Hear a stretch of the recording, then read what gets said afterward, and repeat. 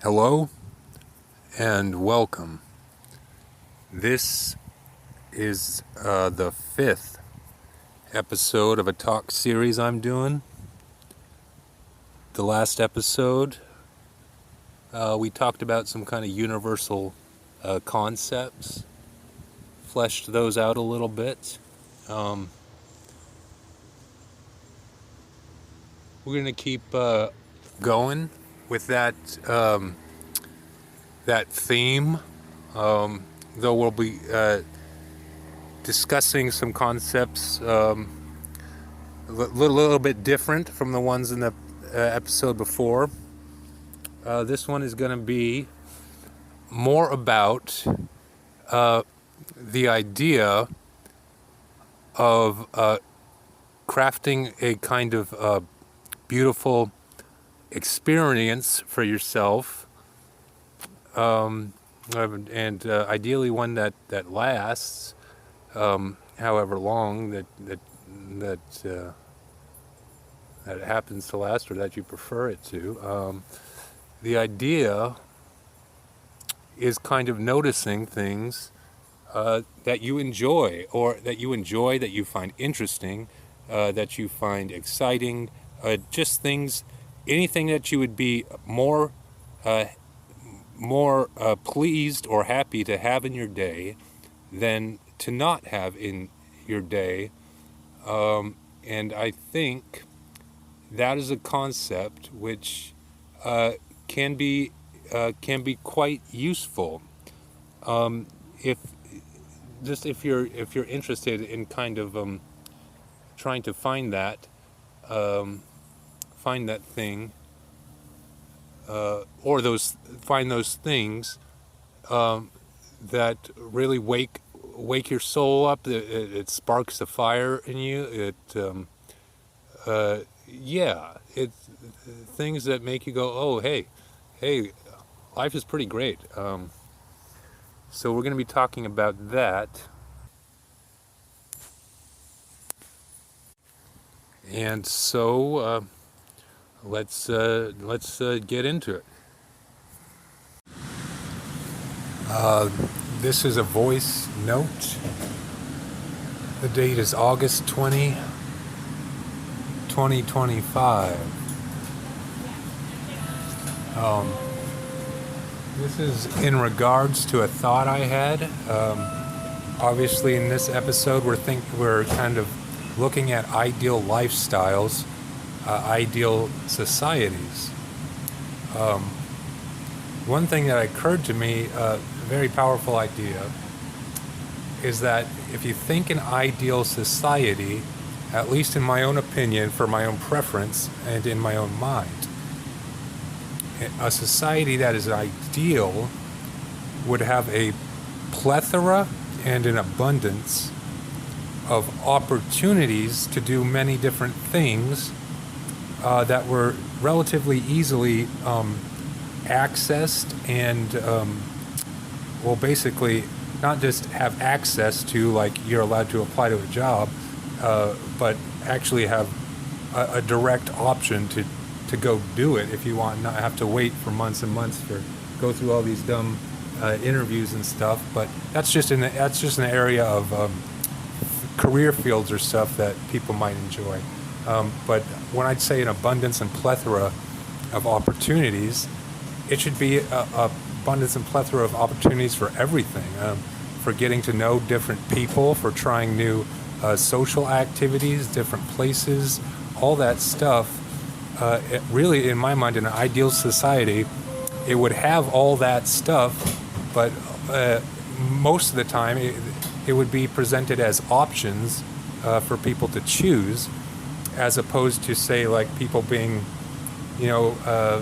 feeling like they have no other option than to go work at the local door manufacturer, spraying chemicals on wood or something. And that's great. Some people like that stuff. They like working with their hands. They enjoy that kind of structured schedule. But again, that's just one possibility out of possibly thousands that a person could pursue, all different types of work, types of relationships, types of communities, places. It's that I think that would be a hard one to find a flaw in for anyone. When you say, "Oh, how is that a bad thing?" If there are just more opportunities for everything, and people basically get to choose, and this relates back to idea of thinking about how societies, they sometimes they can tend to favor certain lifestyles, and that's all right to a point.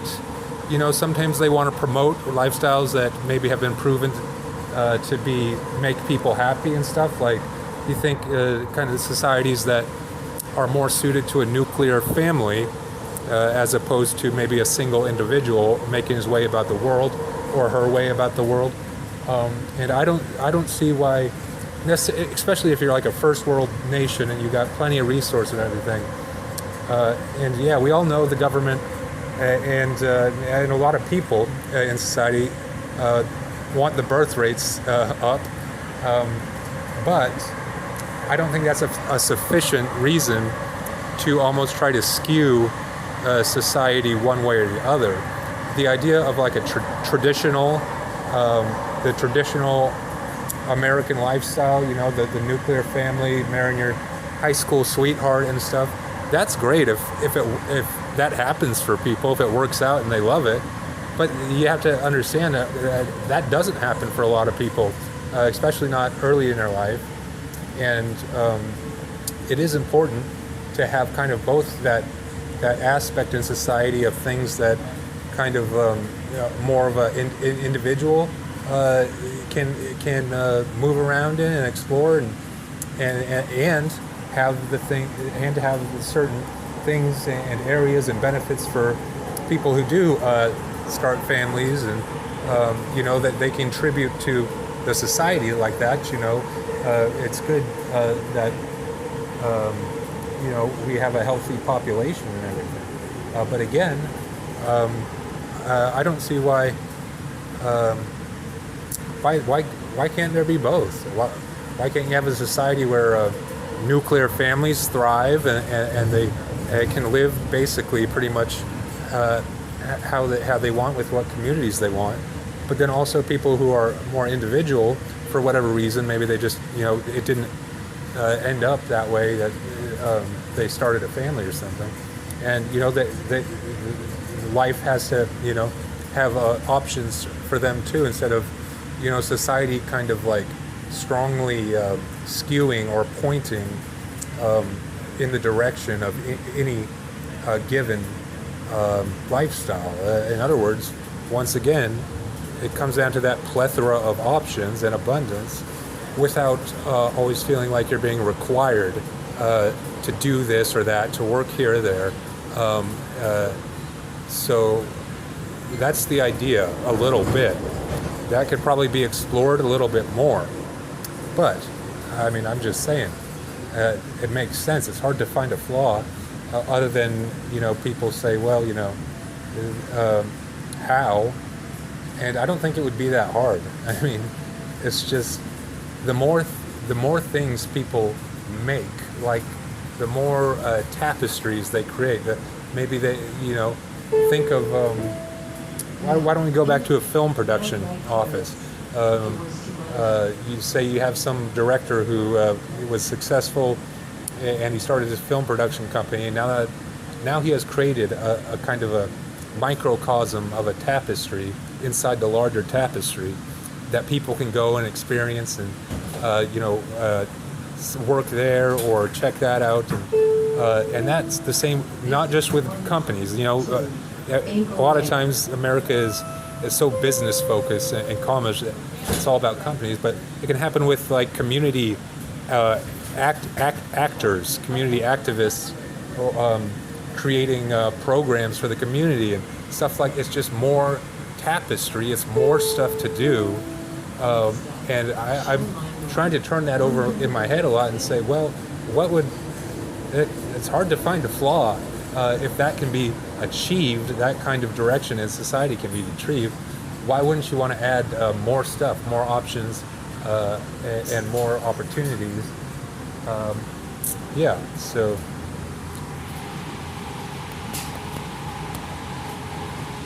this is another voice note in regards to the expression or the concept of the double-edged sword as a metaphor.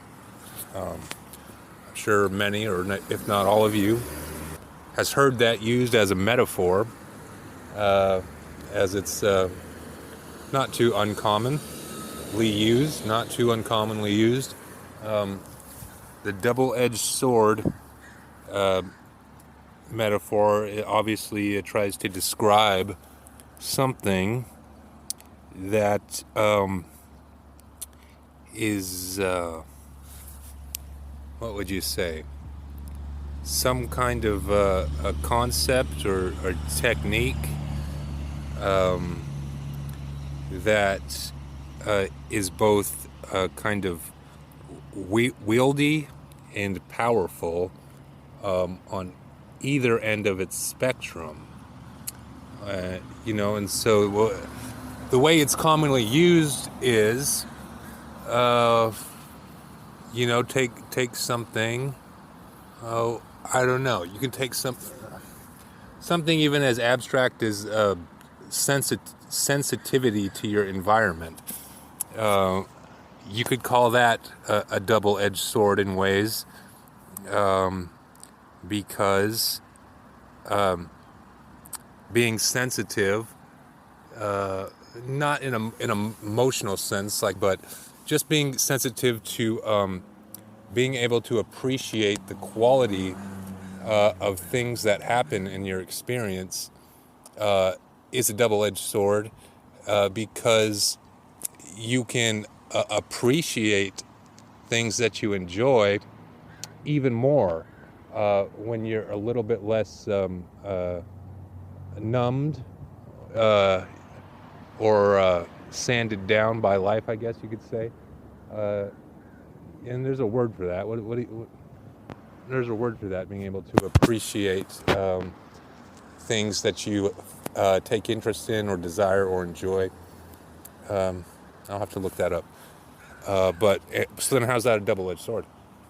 Well, because when you're more sensitive to the things that you enjoy, one, you can become more easily attached in many ways, right? Because if these, whatever it is, say it's you like Red Bulls, you drink a Red Bull in the morning, but you have learned to cultivate yourself so that you enjoy that Red Bull even more. Let's say it's you notice that if you skip your morning English muffin, that when you drink a Red Bull, it tastes good. It tastes better than if you drank it after eating breakfast or your muffin or whatever. So you cultivate these ways that you appreciate the things that you appreciate even more. And then, yeah, of course, and then let's say you go to the store one day and they say, oh, the Red Bulls aren't coming in until tomorrow. And you say, oh, well, now that's extra disappointing because you enjoyed the Red Bull in extra amount as opposed to others or whatever. And also, there is that the other aspect of the double-edged sword in the negative sense is with more sensitivity. Also, your shell is not quite as thick for everything. I mean, and there are ways that it takes a while, but there are ways you can kind of keep that hardness about your external activity, but also retain that extra appreciation or a sensitivity to the things that you really enjoy. But that takes time, I think. It's a process. It's like a diamond forming or something. So that's an interesting concept, the double-edged sword. And I've used that. I've noticed ever since I noticed that expression a while ago. I don't know how, a few months. I noticed that it applies to a lot of different concepts. I'm not going to try to go down a list or anything, but just that idea. But then there's a further step that you can take in the analysis of the metaphor of the double-edged sword, which is that yes, a double-edged sword is it's sharp on both ends, but for those who practice it and wield it with respect, then it's even better than a regular sword. I mean, if you take a guy who's you know trained for 5 years or 10 years with a double-edged sword, and a guy who's trained for 10 years with just a regular sword, the guy with the double-edged sword, I mean, he probably has the advantage because he knows how to use it, and he's it's a weapon with more versatility. It's so that's the interesting thing. You think whenever someone calls something a double-edged sword, you're like, oh yeah, it's like that's true. That's not great. But it's like, well, that's not necessarily a bad thing. A double-edged sword is just something. It's a tool that maybe takes a little more time to learn how to use because of because of the sharpness on both ends instead of just the regular sword with the handle and the single blade. Anyways, that was just an interesting in slightly related to that idea that idea about the double-edged sword of sensitivity. As one example is a concept that is, like I said, slightly related, but it's a separate concept in itself. It's about basically cultivating, choosing, and noticing the things in your environment that you really enjoy or are drawn to. This is, a lot of these things, they do seem like they're just common sense, but the thing about a lot of things that are common sense is a lot of them can be actually very useful when acknowledged and put into words and recognized as some kind of principle or a concept, just because then it becomes more apparent in your mind of something that is maybe useful to do at times. So this is I have found that this is a useful practice to kind of, when you go somewhere, let's say you're in a new location or you're just in your routine for the day, whatever, and you find like, oh, this place feels really nice, or I like the energy in here, I like the people, I like the beauty, I like how it looks, and then you can even go further and you start noticing, oh, well, what specific things, what parts, why does it make me feel this way? Why do I like it so much? And then you can start noticing the actual specific things in your life that you actually enjoy and enjoy being around, enjoy experiencing. And yeah, of course, you can do that with everything. You can do that with people, places, pieces of art, types of activities. You notice these things, but then after doing that enough, you start to notice, like maybe you want to try a class or something, a hot yoga class or something, and you notice, oh, I tried that once and I really enjoyed it. Now that I'm trying to think of things that I like, but then you've got some kind of limitation towards going to a hot yoga class, like in terms of it's too far away to get to, or it's a really the only place around is it's really expensive, or it's not in your budget, and then you start to think, well, this you need the resources in order to continue going with that thought, that concept, continuing to explore that concept. There comes a point where, okay, now you need a certain resource, a large amount of resources, whether it be financial or like I said, this or that transportation based, or whatever else. I mean, or if there's some kind of form you have to fill out. So, and then you notice, all right, so now you've both identified things that you enjoy, at least some things that you enjoy about life, and some of the problems that that need to be rectified in order to continue to explore your appreciation of all the different things in life. But the interesting thing here, maybe this is where the criticism or possible. Let's try to address possible criticisms of kind of using that concept in your life. I think we've talked about some Eastern religions on here quite a bit, which I like those because they are very the ideas in Eastern religions and Western religions.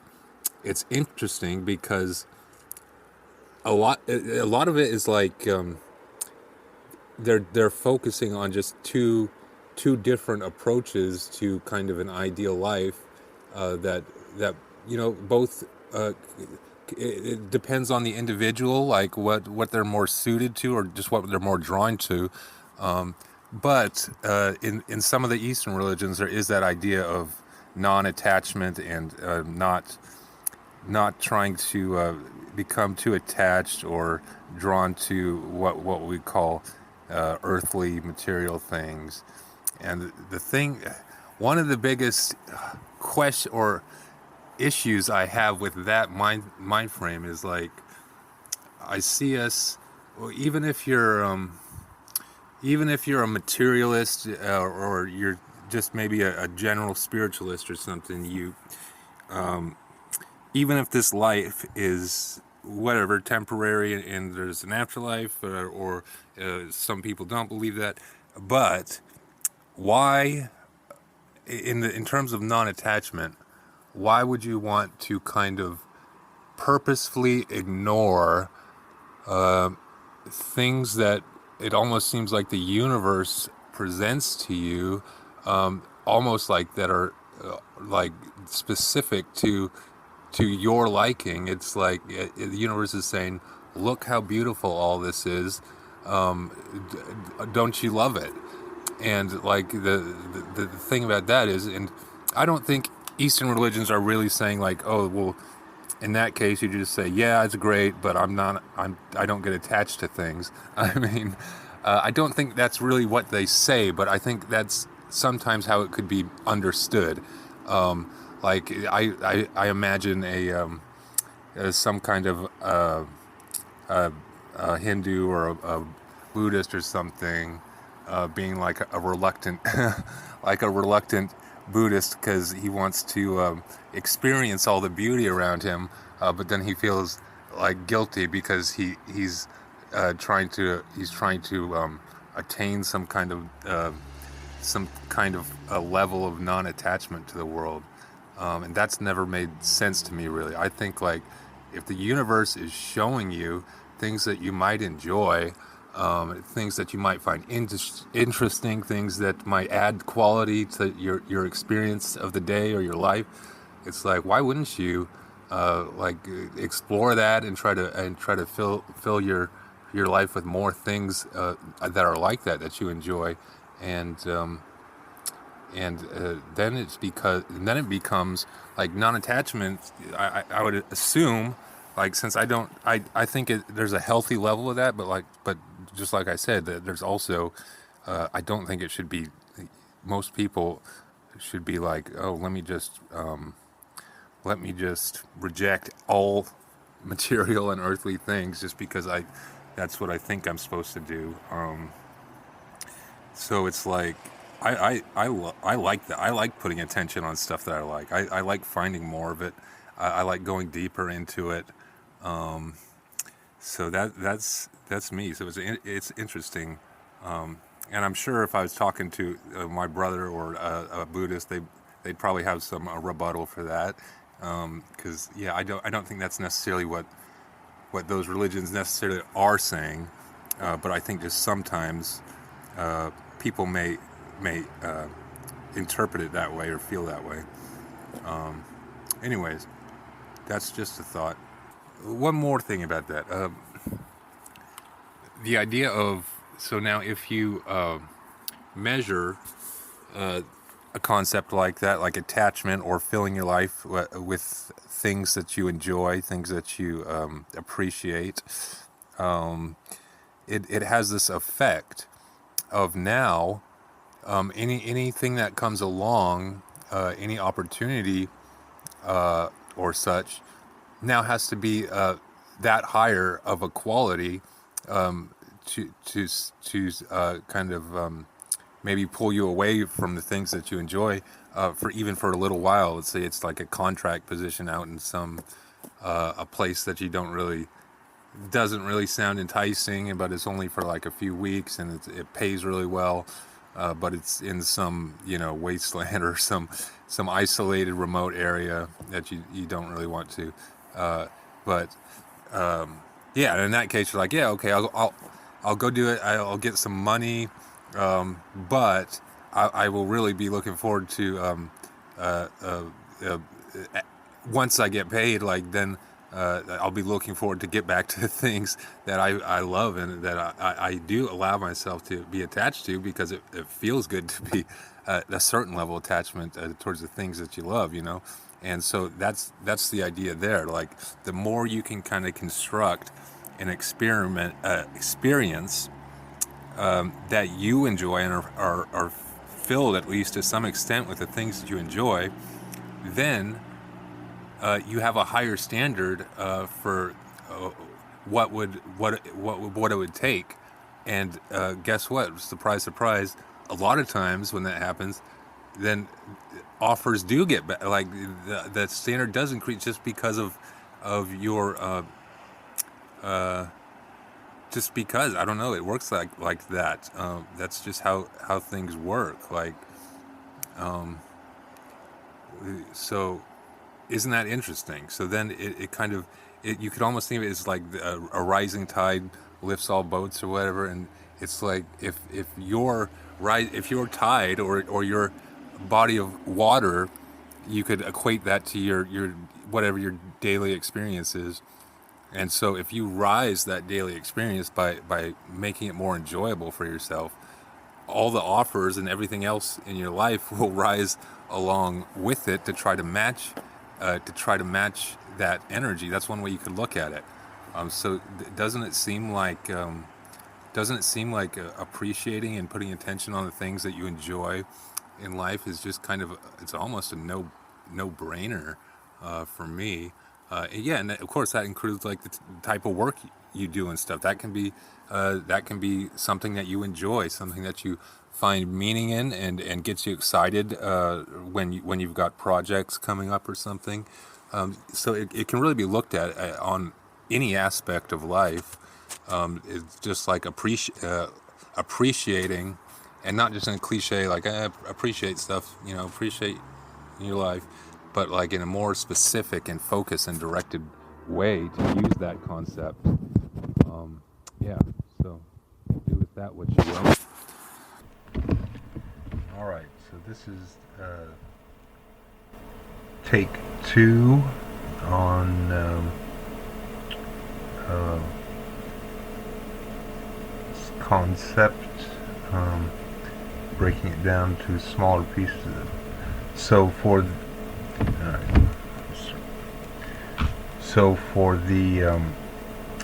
these larger concepts that we've discussed, um, there's something that you interesting that you can do if you gravitate towards any of the concepts that we discuss or that you think of yourself. If you like it and it seems to make sense to you, you try to break it down into a smaller bite-sized piece, right? So if you're trying to break these larger concepts down into a bite-sized piece, these concepts about appreciation and cultivation and stuff. Um, One bite-sized piece that captures a lot of that energy is just asking for any given thing in your life, asking, do I want more of this, right? So a simple way, a simple example of that would be like, let's say you used to play tennis a lot in college, but you haven't played in a while. It's been like 5 years or something. So you go down to the park and you find a partner to play tennis with, and you're like, oh yeah, this is great, and you play a few other people, and then you're on your way home, you take a shower, and then you think, do I want more of that? It's been a while since I played, but oh yeah, that was actually great. It was a good workout, really enjoyable, and it's like, yeah, I want more of that. So then maybe you go buy a racket.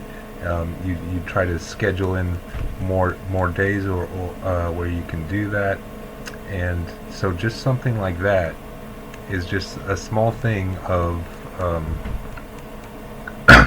remembering or identifying something that you want more of in your own life or your own experience. So that can be useful, to just break it down to this little thing that you can just recall quickly and then ask yourself that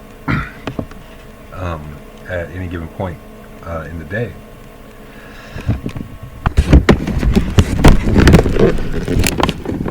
This is just an additional note to that concept I just brought up. Asking yourself for certain things in life, just asking yourself, do I want more of this? Just a addendum or a clarification is that just like everything that we've talked about, this is not great as an absolute determining factor for everything in your life. Obviously there are things that sometimes you don't exactly enjoy doing them, but you know roughly how long it'll take and what the outcome will be. Like, let's say you do a gig for a couple days, and you know that it pays well, and you're not really crazy about the work or anything, but you know the specifics enough that, okay, I'll do this task or whatever for a few days, and then I will receive this amount of financial this amount of compensation, and therefore then it's like, all right, yeah, that seems like something I could do, right? And you can do that with tasks around the house. There's always stuff that is not terribly enjoyable, but it's still rewarding because of the outcome of doing that task, right? So that's just to say, you can't really ask every single thing in your life, do I want more of this? Because then you'll just it won't work. There are things that that sometimes you do that aren't the most enjoyable, but the reason that you're able to do them is because you have the details of exactly, exactly what the duration will be, what the compensation will be, what the outcome will be, and then you can decide for yourself. Okay, well that, it seems like when you take in the compensation, the outcome with the thing that it is maybe not your favorite type of activity or work or something like that, just as one example, but you say with weighing those two together, then yeah, for a few days, yeah, a little gig here or there, that seems fine.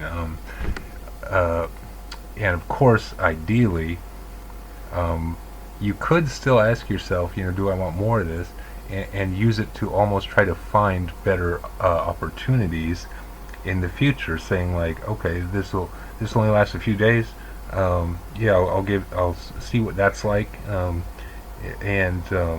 then uh, oh right, but then in the future you actually, well, that was all right, but ideally what I'd want is uh, some kind of more meaningful or enjoyable form of work, and also to receive that compensation. So when you're determining, you're kind of weighing some kind of action that will most likely produce a certain outcome in terms of whatever outcome of something around your house gets fixed, or you get compensated for whatever you do. And you can continue to refine that idea. Like, okay, that was nice to be compensated, but I would prefer to find work that is meaningful to me and also get compensated, and that way I would most definitely want more of it.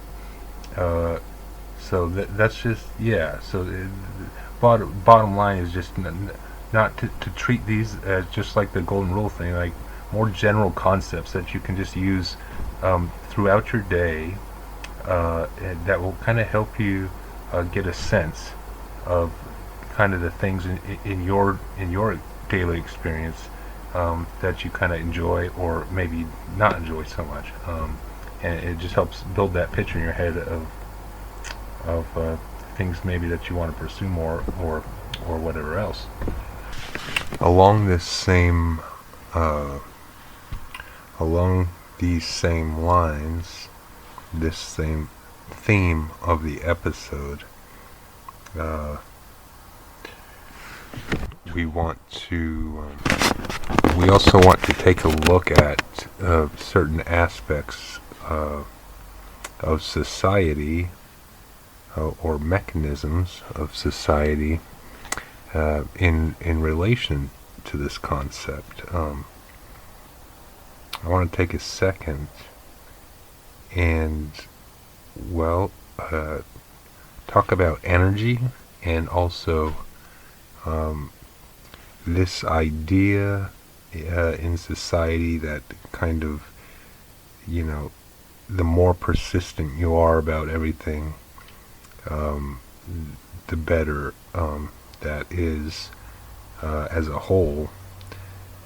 And so let's start off by saying, yes, that is a very useful skill to have, in persistence, the ability to keep trying at something until you accomplish that. But there is something to consider about that, in terms of society, and how it operates in people in society. The thing to consider about that is,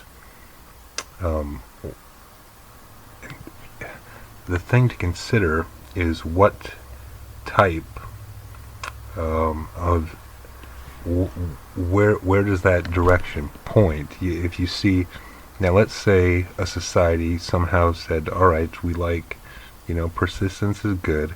So what if we kind of artificially set up these barriers that, here or there, maybe it's even people who they just they learn through societal conditioning that they should try to cause other people to need to be persistent. And what is the effect of that? Well, the effect is that you'll probably get more people in society who are doggedly persistent about certain things, and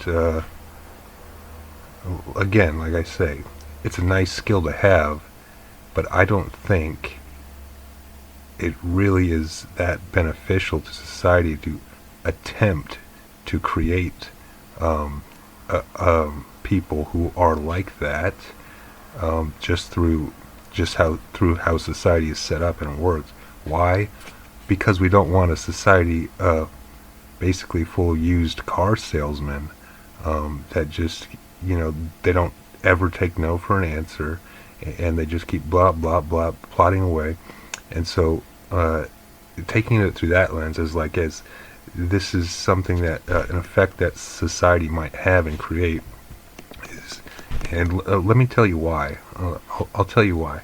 I'll continue to keep saying, because I don't want to give the idea of persistence a bad reputation, because I think it's actually a really great skill to have. But again, should society be setting itself up in a way that it is intentionally trying to cause people to be that way? And the answer to that is no. We do not want a society full of used car salesmen. And so that pretty much in my mind, all aspects of artificially refusing, let's say it's anything. It could be a business deal, a person that you meet, some kind of activity that you want to try, or anything really. But the idea that it's like, for me, it's just, I see the world in energy a lot, right? I think I might have told you guys that. So when you consider energy, usually whether it's like that last rule, usually it's pretty simple. It becomes pretty simple to recognize things that you appreciate or want to pursue more. And when other people don't know how to do that, it makes it a little bit strange, right? Because think of somebody like who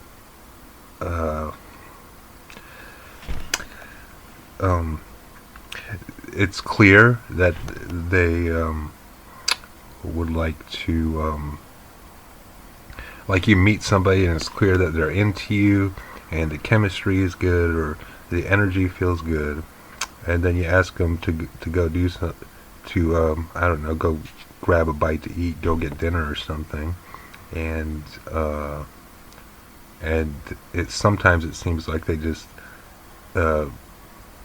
they purposely just pretend that not to be interested just because they want to see how persistent you can be, and I think that's really that's kind of a shitty way for I mean, if it's just organically that person's natural response to do that, then yeah, that's fine, whatever. But if it's people are like intentionally like conditioned to do that, just to see how persistent people. The thing is that even in a situation like that, it then sours the experience, whether it goes well or not. Why? It introduces a level of artificiality in what is supposed to feel like a natural and organic interaction. Like, if these people are, it seems like they're almost like setting little uh, goalposts in what is a interaction between the two beings. I mean, it gives it a feeling of this weird, um, like now you're trying to condition a behavior in me or something. Um, uh, so that and so then it's like, even if like you play the game or whatever and you realize what they're doing, it just sours the experience off the bat, because now it's like you're talking to some kind of a AI training program in the form of a human or something, and it just makes it feel stupid a little bit.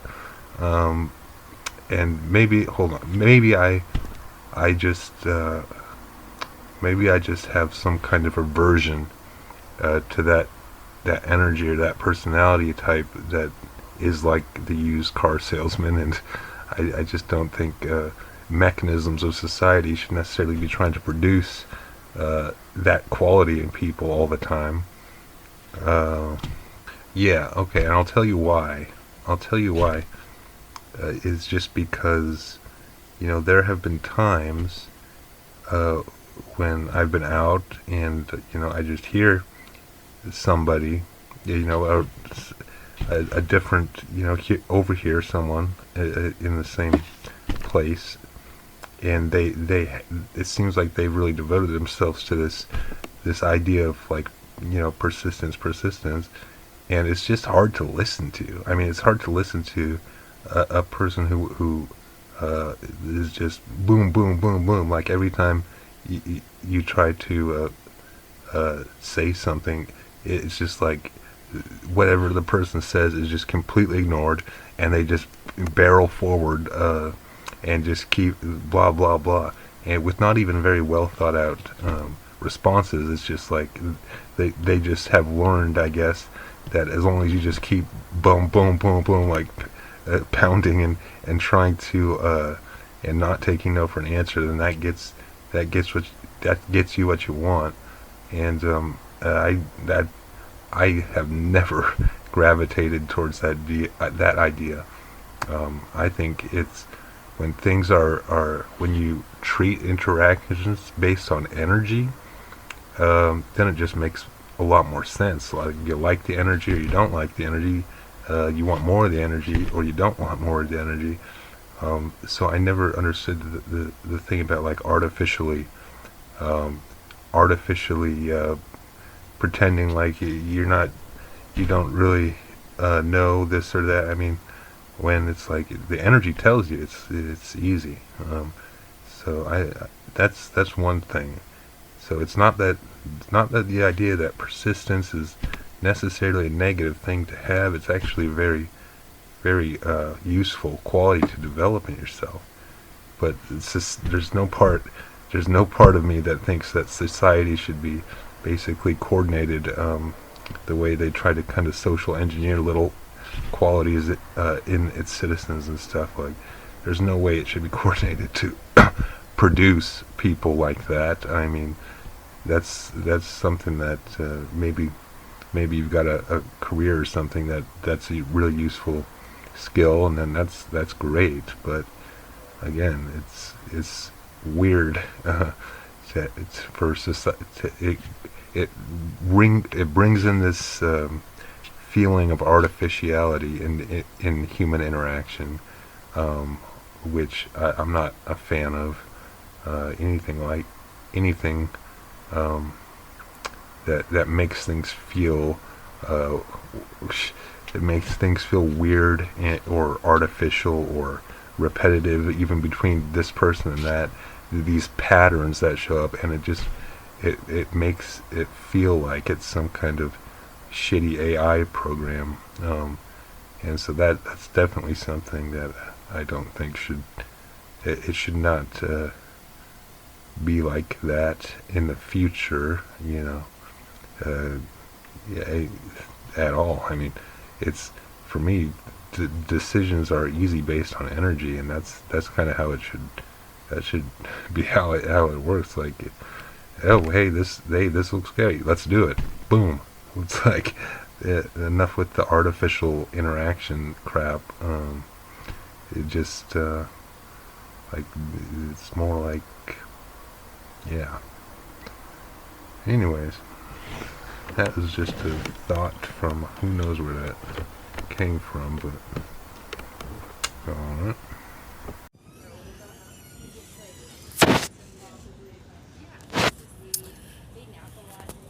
The date is August 20th, 21st. One of those is kind of a funny concept to try to intentionally examine the idea of appreciating people. I hope the background noise is okay. It's not too overwhelming. I'm out on a city street, so there's a lot of it, but my voice is close to the microphone, so I think it should come out pretty fine. Like most of the time, people just do naturally and don't even think about it. The concept of appreciating people is actually worthwhile to kind of dig into a little bit. It's interesting to think about the state of appreciation. When you're in this state of appreciating, you're thinking about somebody that you appreciate, it feels good, doesn't it? Like whether it's your significant other, a friend, or you appreciate their sense of humor, just the state of appreciating certain things feels good to do. And once you think about it, it makes sense that it feels good to appreciate other people because it feels good to be appreciated by other people. So it's kind of relating back to that concept in the last episode, that the kind of two-way street, like the positive feedback loops of emotion and energy. That's how I mean, obviously, maybe I have a unique view of that. Everyone has their own personal views. But this idea of appreciating actual people, like, and this is what I wanted to ask.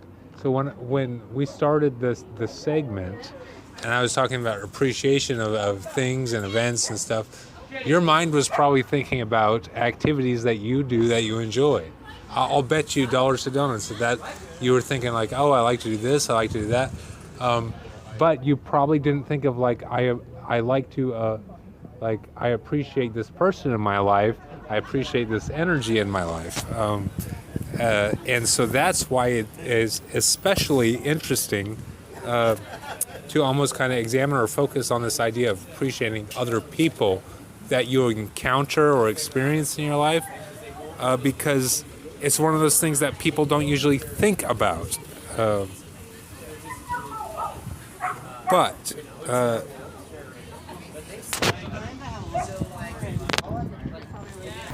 Well, I think that is the episode. We talked about some great concepts.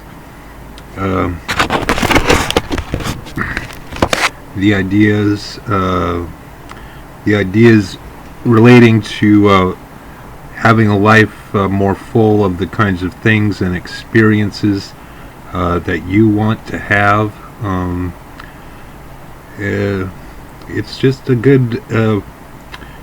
It's a great way to look at life, and of course, it goes without saying, it's just one aspect of life, and so. But I think it's great. It's useful to be aware of these concepts, just for whatever you're looking to do.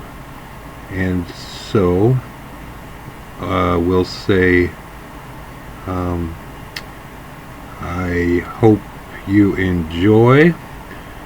I hope you enjoyed the episode and will continue to enjoy. Thank you very much. See you next time.